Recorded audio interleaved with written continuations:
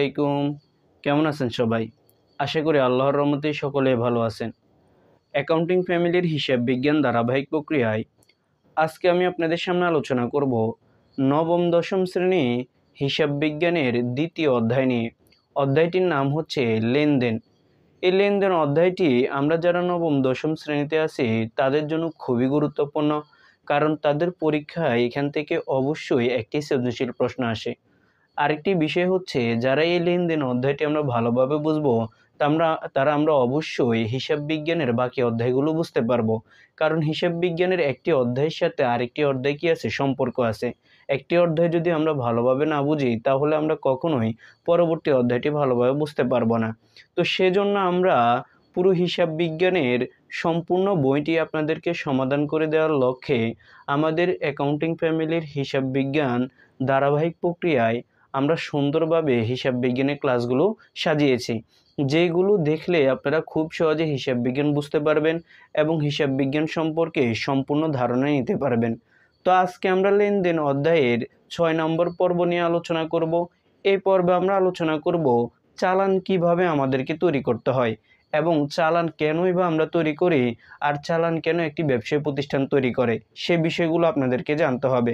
আজকের এই ভিডিওতে আমি আপনাদেরকে চালান থেকে যে ধরনের এমসিকিউ আসে সেগুলো বলে দেব এবং চালান কিভাবে তৈরি করতে হয় সেই বিষয়গুলো বলে দেব। সকলে ভিডিওটি শেষ পর্যন্ত থাকেন এবং সুন্দরভাবে আপনারা অবশ্যই খাতার মধ্যে আমি যে তথ্যগুলো দেব সেগুলো তুলে রাখবেন। কারণ এই একটি ভিডিওর মাধ্যমে আপনি হিসাব বিজ্ঞানে যতদিন করবেন হিসাব বিজ্ঞান ততদিন পর্যন্ত আপনি চালান তৈরি করতে পারবেন। কারণ চালান নবম দশম শ্রেণীতে যেভাবে করা হয়, একাদশ দ্বাদশ অর্থাৎ ইন্টারমিডিয়েটে গেলেও আমাদেরকে সেভাবে তৈরি করতে হয়। এরপর আমরা অনার্সে গেলেও আমাদেরকে সেভাবে তৈরি করতে হয়। তো দেখেন, আমি এখানে চালান সম্পর্কে কিছু বিষয় লিখে রাখছি। আমরা আলোচনা করব হিসাব বিজ্ঞান দ্বিতীয় অধ্যায় লেনদেন নিয়ে।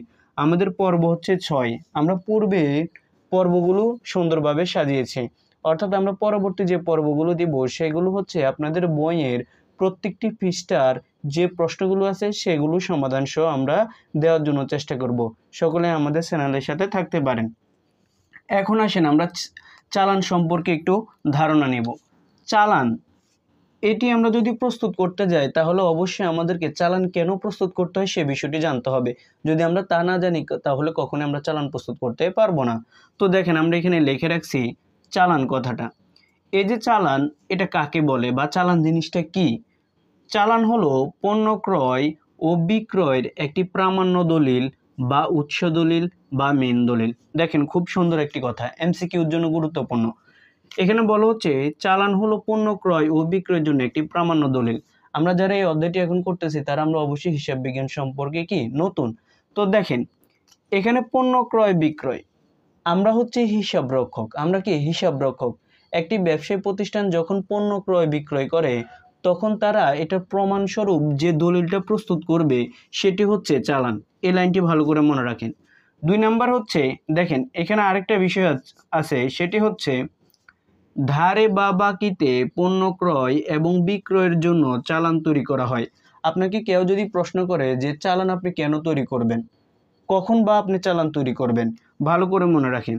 ধরেন আপনি ধারে বা বাকিতে কোনো একটি পণ্য বিক্রয় করছেন। ধারে বা বাকিতে যদি আপনি পণ্য বিক্রয় করেন বা পণ্য ক্রয় করেন, সেক্ষেত্রে আমাদের কি করতে হবে? চালান তৈরি করতে হবে। আশা করি এই বিষয়টি মাথায় রাখতে হবে। কারণ দেখেন, মাথায় রাখতে পারবেন আপনারা, এটা যদি আপনারা মাথায় রাখেন তাহলে আপনাদের জন্য চালান করা সহজ হয়ে যাবে। আপনি কেন চালান করেন সেটি যদি না জানেন তাহলে আপনি কিভাবে চালান করবেন? তাহলে আমরা এখানে বুঝবো বাকিতে, ধারে বা বাকিতে পণ্য ক্রয় এবং বিক্রয়ের জন্য আমরা চালান তৈরি করা হয়।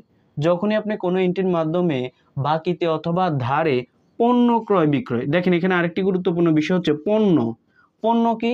পণ্য হচ্ছে যে জিনিসটা আমি বিক্রয়ের উদ্দেশ্যে ক্রয় করব, মানে আমি পুনরায় আবার বিক্রয় করে দিব, তাকে আমরা পণ্য বলে থাকি। যেমন আমি যদি এই মার্কেটটা 10 টাকা দিয়ে কিনি, তাহলে এটা যদি আমার বিক্রয়ের উদ্দেশ্য থাকে, মানে আমি অন্য কোথাও 15 টাকা দিয়ে বিক্রি করে ফেলবো, এই যে 10 টাকা দিয়ে কিনে আমি 15 টাকা বিক্রি করব, এটাকে হচ্ছে তখন মার্কেটটাই আমার জন্য হয়ে যাবে পণ্য। সেজন্য যখনই আমরা ধারে বা বাকিতে পণ্য ক্রয় বিক্রয় করব তখনই সাধারণত আমরা চালান তৈরি করব, এর আগে কখনোই চালান তৈরি করতে পারবো না। এরপরে দেখেন কি বলছে, বিক্রেতার নিকট বহির্চালান এবং ক্রেতার নিকট এটি অন্ত বা আন্তঃচালান। ভালো করে মনে রাখেন, বিক্রেতার নিকট বহির্চালান এমসিকিউর জন্য গুরুত্বপূর্ণ। তাহলে চালান হচ্ছে বিক্রেতার জন্য কি চালান? বহির্চালান। কেন বহির্চালান? কারণ একজন বিক্রেতা চালান তৈরি করে। তাহলে আমরা এখান থেকে কি বুঝি? বিক্রেতা চালান তৈরি করে। বিক্রেতা যখন চালান তৈরি করে তখন সেটা সে ক্রেতাকে হস্তান্তর করে। তখন ক্রেতা যখন এটি পায় তখন ক্রেতার জন্য হয়ে যায় আন্ত। আন্ত মানে ভিতর, আর বহির মানে হচ্ছে বাহির। মানে বিক্রেতা এটি তৈরি করে ক্রেতাকে দিয়ে দেয়, তার মানে বিক্রেতার থেকে চলে যায় আর ক্রেতা এটি পায়, সেজন্য ক্রেতার জন্য এটি আন্তঃচালান, বিক্রেতার জন্য বহির্চালান। এরপরে দেখেন, চালান বিক্রেতা তৈরি করে। একটু আগে বলে দিছি, চালান কে তৈরি করে? বিক্রেতা তৈরি করে। তো এখন আমি আপনাদেরকে চালানের একটি ফরম্যাট দেখিয়ে দিব, সেটি আপনারা অবশ্যই খাতার মধ্যে তুলে রাখবেন। এই বিষয়গুলো তুলে রাখবেন, কারণ চালানের একটি ফরম্যাট দ্বারা সব চালান তৈরি করা যায়। এখন আমি আপনাদেরকে চালানের ফরম্যাটটি বুঝিয়ে দেব। দেখেন, চালানের ফরম্যাটটি আমি আপনাদের জন্য এখানে বোর্ডে তুলে রাখছি। আপনারা অবশ্যই খাতার মধ্যে যেভাবে আমি আপনাদের জন্য তুলে রাখছি সেভাবে আপনারা তুলে রাখবেন। আপনাদের বইয়ের 17 নম্বর পেজেও আমাদের একটি চালানের নমুনা দেওয়া আছে। তো এই নমুনাটি ভালো করে মনে রাখলে এবং এটি ভালোভাবে বুঝলে আপনারা খুব সহজে যে কোনো চালান তৈরি করতে পারবেন।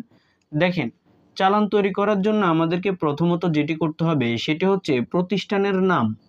এই কথাটা আমাদেরকে আনতে হবে। এখানে আপনাদের যেহেতু দেওয়া আছে সুমন ট্রেডার্স, আপনাদের যে বইতে দেওয়া আছে, দেখেন হতে পারে সুমন ট্রেডার্স, রাকিব ট্রেডার্স, যে কোনো ব্যবসায়ী প্রতিষ্ঠানের নাম হতে পারে। আপনারা অবশ্যই প্রতিষ্ঠানের নামটা লিখে ফেলবেন। এরপরে প্রতিষ্ঠানটা কোথায় অবস্থিত যদি প্রশ্নে থাকে তাহলে আপনারা এটি এখানে লিখে ফেলবেন। যেমন আমরা এখানে একটা নমুনা লিখছি 53 নিউ মার্কেট ঢাকা, অর্থাৎ এটি ঢাকায় অবস্থিত, সেজন্য আমরা এখানে ঢাকার কথাটা লিখে ফেলবো। এরপরে হচ্ছে এটির আমরা যে কাজটি করব সেটি হচ্ছে আমরা এখানে ডান পাশে তারিখ কথাটা লিখে নিব। ডান পাশে তারিখ, দেখেন ভালো করে মনে রাখেন, চালানের ডান পাশে কি থাকে? তারিখ থাকে। আর বাম পাশে যেটি থাকে সেটি হচ্ছে চালান নং, ক্রেতার নাম, ঠিকানা। ভালো করে মনে রাখেন, একটু আগে বলছি চালান কে তৈরি করে? বিক্রেতা তৈরি করে। তাহলে আমি যদি, অর্থাৎ ধরে নেন আপনি বিক্রেতা, আপনি যদি চালান তৈরি করেন তাহলে অবশ্যই চালান প্রমাণপত্র বা মেইন দলিল, তাহলে অবশ্যই আপনি এখানে ক্রেতার নামটা লিখে নেবেন। এরপরে ঠিকানা, ক্রেতার নাম মানে কি? যারা আমার থেকে পণ্যটা ক্রয় করতেছে তারাই হচ্ছে ক্রেতা। তাহলে যে ব্যক্তি ক্রয় করবে তার নামটা আমরা এখানে অবশ্যই লিখে ফেলবো। এরপরে ওই ব্যক্তির ঠিকানা যদি প্রশ্নে থাকে তাহলে লিখবেন, না হলে লেখার প্রয়োজন নেই। এরপরে দেখেন, তাহলে আমরা এখানে বুঝবো ডান পাশে থাকে তারিখ, বাম পাশে থাকে চালান নং, ক্রেতার নাম, ঠিকানা, এই তিনটি জিনিস। এরপর আমরা যখন এই তথ্যগুলো লিখবো তার মাঝখানে আমরা উপর বরাবর ঘর করার আগে লিখে নিব চালান নং দিয়ে একটি বক্স করে নিব। এভাবে আপনারা এতটুকু পর্যন্ত করবেন। এরপরে আপনারা খাতার মধ্যে আমি যে কলামটি করছি অর্থাৎ যে ঘরটি করছি এই ঘরটি করে নেবেন। কি ঘর?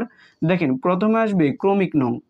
ক্রমিক নং, এখানে তারিখ কখনোই আসবে না, অর্থাৎ 1 2 3 এভাবে ক্রমিক নং এর ঘর হবে, কিন্তু এখানে কখনোই তারিখ হবে না। এরপরে মালের বিবরণ। মালের বিবরণ বলতে বোঝানো হচ্ছে আমি যে পণ্যটা বিক্রি করছি, কি পণ্য বিক্রয় করছি তার বিবরণটা আমরা এখানে লিখে ফেলবো। এরপরে হচ্ছে দর টাকা, অর্থাৎ আপনি যে একটা পণ্য বিক্রি করবেন তার প্রত্যেকটা দর কত ছিল, মানে কত টাকা করে আপনি পণ্যটা বিক্রি করছেন সেটা আপনি এখানে নিয়ে আসবেন, এটাকে বলা হয় দর টাকা। এরপরে হচ্ছে আপনি পণ্যটা যে বিক্রি করছেন, কত পরিমাণ পণ্য বিক্রয় করছেন সে পরিমাণটা আপনি এখানে পরিমাণের ঘরে লিখে ফেলবেন। আমি একটি নমুনা অর্থাৎ একটি ম্যাথ দিয়ে আমি আপনাদেরকে এই বিষয়টি বুঝিয়ে দেব। এরপরে দেখেন টাকার পরিমাণ।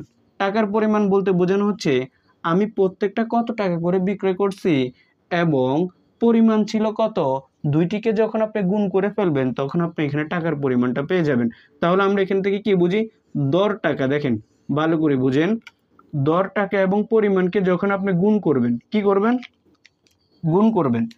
এই যে দর টাকা আছে, এই দর টাকা এবং পরিমাণকে যখন আপনি গুণ করবেন তখনই আপনি এখানে কি পাবেন? আপনি এখানে টাকার পরিমাণটা পেয়ে যাবেন। খুবই সহজ একটি বিষয়। দেখেন এই যে আমরা ফরম্যাটগুলো আছে এই ফরম্যাটটা করার পরে এর নিচে আমাদেরকে কিছু জিনিস লিখতে হবে, সেটি হচ্ছে টাকা কথায়। এখানে একটা ফলাফল আসবে, এই ফলাফলটাকে আপনি কথায় লিখে ফেলবেন। অর্থাৎ যদি বলা হয় 38,000 টাকা, তাহলে এটাকে আপনি কথায় লিখে নেবেন। এরপরে হচ্ছে বিক্রয় শর্ত। বিক্রয় শর্ত হচ্ছে যখন একজন বিক্রেতা পণ্য বিক্রয় করে ধারে তখন তারা একটা শর্ত দেয়, এটা দিতেও পারে আবার নাও দিতে পারে। যেমন আমি যদি একজন ব্যক্তিকে পণ্য বিক্রয় করি একজন ব্যক্তির নিকট, তখন আমি তাকে বলবো যে ভাই আপনি 30 দিনের ভিতরে আমাকে একটা টাকা, আমার টাকাটা আমাকে ফেরত দিতে হবে। অর্থাৎ আমি যার কাছে পণ্যটা বিক্রয় করব। এখন আমি তাকে বলে দিছি আপনি যদি আমাকে 30 দিনের ভিতরে টাকা পরিশোধ করেন তাহলে আমি আপনাকে এখান থেকে কোনো ছাড় দেব না, কিন্তু আপনি যদি এর 30 দিনের আগে অর্থাৎ 10 দিনের ভিতরে যদি আপনি আমার টাকাটা পরিশোধ করে ফেলেন তখন আমি এখান থেকে আপনাকে বাট্টা 2% ছাড় দেব। তো দেখেন আমরা এখানে বিক্রয় শর্ত কি লিখব। বিক্রয় শর্ত যদি প্রশ্ন থাকে তারা এভাবে বলবে 2/10 নিট 30। নিট 30 মানে বলতে বোঝায় 30 দিনের ভিতরে টাকা অবশ্যই দিতে হবে, আর 10 দিনের ভিতরে যদি টাকা দিয়ে দেন তাহলে 2% বাট্টা পাবেন। এটা হচ্ছে এমসিকিউর জন্য গুরুত্বপূর্ণ। এগুলো নিয়ে আলোচনা করব পরবর্তী ভিডিওতে। বিশেষ দ্রষ্টব্য। বিশেষ দ্রষ্টব্য মানে কি? দেখেন ভুল ত্রুটি সংশোধনযোগ্য, অর্থাৎ আমি যার কাছে পণ্যটা বাকিতে বিক্রয় করছি ওই পণ্যের ভিতরে যদি কোনো ত্রুটি থাকে তাহলে অবশ্যই আমি আবার পণ্যটা ফেরত নেব এবং তাকে ভুল ত্রুটি কী করবো, অর্থাৎ সংশোধনযোগ্য মানে কি এটি আবার ঠিক করে দেব, মানে ওয়ারেন্টি দিয়ে থাকি আমরা যেটিকে। এরপরে দেখেন খুবই গুরুত্বপূর্ণ একটি বিষয়, চালানে কার স্বাক্ষর থাকে? চালানে বিক্রেতার স্বাক্ষর থাকে। কার স্বাক্ষর থাকে? বিক্রেতা, যিনি পণ্যটা বিক্রি করবে তার স্বাক্ষর থাকবে। এই হচ্ছে চালানের ফরম্যাট। এখন আপনাদেরকে বুঝতে হবে একটি অঙ্কের মাধ্যমে। তো দেখেন আমরা কিভাবে এটি এখানে বুঝবো। এখন আমি আপনাদেরকে একটি উদাহরণের মাধ্যমে চালানটি বুঝিয়ে দেব। দেখেন এখানে আমি আপনাদের জন্য একটি উদাহরণ লিখে রাখছি, এটি আশা করি আপনারা বুঝলে খুব সহজে চালানো বুঝতে পারবেন। এখানে আমরা লিখে রাখছি সুমন ট্রেডার্স বলছে মিসার্স জাদিদ ট্রেডার্সের নিকট প্রতি কেজি 40 টাকা করে 1000 কেজি চাল বিক্রয় করে। এরপরে বলছে কারবারি পাট্টা 10%, চালান নং হচ্ছে 05728। দেখেন এখানে একটি উদাহরণ লিখে রাখছি, আর এখানে আমরা লিখে রাখছি 1, তার মানে ধরে নিন এটি 1 তারিখে সে কি করছে, যে জাদিদ ট্রেডার্সের নিকট সে পণ্যটা বিক্রয় করছে। এখন প্রশ্ন হচ্ছে কে বিক্রয় করছে? সুমন ট্রেডার্স। তার মানে সুমন ট্রেডার্স হচ্ছে এটি একটি প্রতিষ্ঠান, এই প্রতিষ্ঠানটা বিক্রয় করছে কার কাছে? বিক্রয় করছে জাদিদ ট্রেডার্সের নিকট। তার মানে জাদিদ হচ্ছে তার ক্রেতা, ভালো করে মনে রাখেন, যেহেতু জাদিদ এটি ক্রয় করছে আর বিক্রয় করছে কি? সুমন ট্রেডার্স। তার মানে সুমন ট্রেডার্স এখানে হচ্ছে প্রতিষ্ঠানের নাম। তাহলে আমরা এখানে দেখেন এই যে প্রতিষ্ঠানের নাম আছে এই প্রতিষ্ঠানের নামের জায়গায় আমরা লিখে নিব সুমন ট্রেডার্স, অর্থাৎ প্রশ্নের উপরে প্রতিষ্ঠানের নাম অবশ্যই দেওয়া থাকবে সুমন ট্রেডার্স। এটি আপনারা এখানে কি করবেন, লিখে নেবেন। তাহলে আমরা প্রতিষ্ঠানের নামটা পেয়ে গিয়েছি। এখন প্রশ্ন হচ্ছে আমরা এখন তারিখ লিখব। তো কত তারিখে বিক্রি করে? 1 তারিখে বিক্রি করে। ধরে নিই আমরা এখানে 1 জানুয়ারির 1 তারিখে সে বিক্রি করে, তাহলে এখানে লিখে নিব 1/1/2025। যে তারিখে বিক্রি করবে সেই তারিখটা আপনারা এখানে লিখে নেবেন। এখন প্রশ্ন হচ্ছে কার কাছে বিক্রি করছে? মিসার্স জাদিদ ট্রেডার্সের নিকট। এই যে জাদিদ ট্রেডার্সের নিকট আমি মানে সুমন ট্রেডার্স যেহেতু বিক্রয় করছে তার মানে জাদিদ ট্রেডার্স পণ্যটা ক্রয় করে, তার মানে সে এখন ক্রেতা। তাহলে আমাদের ক্রেতার নামের জায়গায় কি হবে? Jadid traders. তো আমরা এখানে লিখে নিব জাদিদ ট্রেডার্স। দেখেন আমরা এখানে ক্রেতার নামও পেয়ে গিয়েছি, প্রতিষ্ঠানের নামও পেয়ে গিয়েছি এবং তারিখটাও আমরা এখানে পেয়ে গিয়েছি। এখন প্রশ্ন হচ্ছে চালান নং। প্রশ্নের শেষে তারা বলছে অবশ্যই তারা একটি এন্ট্রির নিচে বলে দিবে চালান নং এত। চালান নং না থাকলেও কিছু করার নেই, তবে আপনাদেরকে এটা লিখতে হবে। তো চালান নং হচ্ছে আমাদের 05728, এটি আমরা এখানে লিখে নেব। এখন এই যে ক্রেতা জাদিদ ট্রেডার্স আছে তার অবস্থান কোথায়, অর্থাৎ তার প্রতিষ্ঠানটা কোথায় আছে, এখানে যদি আমাদের প্রশ্নে যদি তার স্থানের নাম দেওয়া থাকতো তাহলে আমরা এখানে লিখে নিতাম, কিন্তু যেহেতু নেই সেজন্য আমরা এখানে লিখতে পারবো না। তো আপনারা ধরে নেবেন যেখানে থাকবে সেই কথাটা এখানে লিখে নেবেন। এখন আসেন এখানে আমরা ক্রমিক নং 1 লিখে রাখছি। দেখেন ক্রমিক নং 1 মানে কি? এখানে ক্রমিক নং 1 মানে হচ্ছে একটা এন্ট্রি, সেজন্য আমরা 1 লিখে রাখছি। এখানে কিন্তু 1 তারিখ দেখে 1 লিখি নেই, ভালো করে মনে রাখেন। ক্রমিক নং হচ্ছে 1 2 এভাবে যাবে। তো এখন প্রশ্ন হচ্ছে মালের বিবরণ কি হবে? মালের বিবরণ হবে একটু আগে বলছি আপনি কি পণ্যটা বিক্রয় করছেন, অর্থাৎ সুমন ট্রেডার্স কি পণ্যটা বিক্রয় করছে। সে এখানে চাল বিক্রয় করছে। কি বিক্রয় করছে? চাল বিক্রয় করছে। কার কাছে বিক্রয় করছে? মিসার্স জাহিদ ট্রেডার্সের নিকট। তাহলে আমরা এখানে লিখে নিব ধারে চাল বিক্রয়। ধারে চাল বিক্রয়। এখন আপনাদের প্রশ্ন হচ্ছে স্যার আমরা তো এখানে ধারে শব্দটা দেখতেছি না, তাহলে আমরা কিভাবে বুঝবো? মনে রাখেন যদি কোনো এন্ট্রির ভিতরে ব্যক্তির নাম উল্লেখ থাকে বা প্রতিষ্ঠানের নাম উল্লেখ থাকে তাহলে ওই এন্ট্রিটি ধারে ক্রয় বিক্রয় হয়েছে বলে আমরা ধরে নেব। তাহলে আমি যেহেতু এখানে মিসার জাদিদ ট্রেডার্সের নাম উল্লেখ আছে তার মানে সে আমার থেকে ধারে পণ্যটা কি করছে, ক্রয় করছে, আর সুমন ট্রেডার্স এটা ধারে বিক্রয় করছে। ব্যক্তির নাম উল্লেখ থাকলে ধারে, এগুলো আস্তে আস্তে জানতে পারবেন। তাহলে আমরা এখানে লিখে নেব ধারে চাল বিক্রয়। এটি লেখার পরে কত ধর, দেখেন এখানে দর টাকা, দর টাকা বলতে বোঝানো হচ্ছে কত টাকা করে বিক্রি করছে, প্রতি কেজি 40 টাকা, তাহলে আমরা এখানে লিখে নিব 40। এরপরে দেখেন পরিমাণ, সে যে চালটা বিক্রি করছে, কত পরিমাণ চাল বিক্রি করছে, 1000 কেজি, এই 1000 আপনি এখানে লিখে নেবেন। এখন আমরা একটু আগে বলছি এই দুইটিকে যখন আপনি একসাথে গুণ করে ফেলবেন তখন আপনার টাকার পরিমাণটা পেয়ে যাবেন। তাহলে আপনার এখানে আসবে কত, 40,000 টাকা।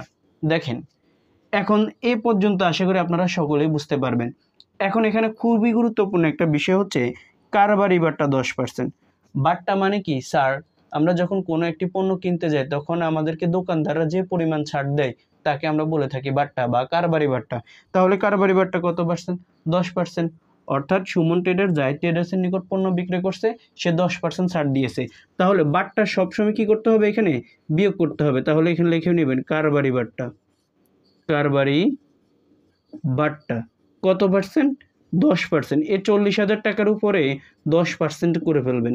তাহলে 10% করলে আপনাদের এখানে কত আসে, দেখেন আপনাদের এখানে আসবে 4,000 টাকা। তাহলে এই 4,000 টাকা আমরা এখানে বসিয়ে দেব। তাহলে দেখেন আমরা এখানে বিয়োগ করব, বিয়োগ করলে আমাদের এখানে কত আসে, বিয়োগ করলে আমাদের এখানে আসবে 36,000 টাকা। কত হাজার টাকা, 36,000 টাকা।